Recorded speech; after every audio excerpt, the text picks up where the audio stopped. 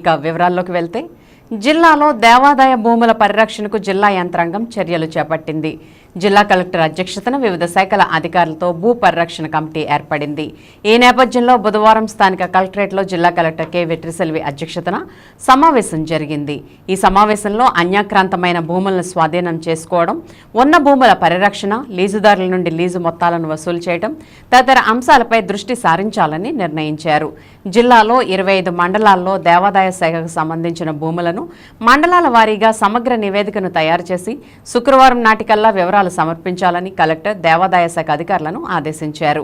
ఈ నివేదికలో మండలాల్లో ఉన్న దేవాదాయ శాఖ మొత్తం భూమి, అన్యాక్రాంతమైన భూమి, లీజుకిచ్చిన భూమి, ఖాళీగా ఉన్న భూమి సమాచారాన్ని పొందుపరచాలని ఆదేశించారు. దీని ఆధారంగా రెవెన్యూ పరంగా చేయవలసిన ప్రక్రియను సంబంధిత రెవెన్యూ డివిజనల్ అధికారి, మండల తహసీల్దార్లకు తెలియపరచాలని అన్నారు.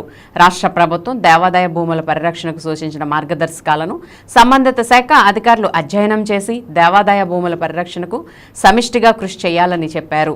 సమావేశంలో జిల్లా joint collector Dhatri Reddy, additional SP N Suryachandra Rao, DRO V Visweswara Rao, Nuzvid sub collector B Smaran Raj, దేవాదాయ శాఖ assistant commissioner V Harisurya Prakash, ఆర్డీఓలు అచ్యుత అంబరీష్, ఎంవి రమణ, నగరపాలక సంస్థ commissioner Bhanu Pratap, DPO K Anuradha, land survey SHMD Ansari, జిల్లా రిజిస్ట్రార్ కె శ్రీనివాసరావు, వివిధ దేవాలయాల ఈఓలు, ఇన్స్పెక్టర్లు తదితరులు పాల్గొన్నారు.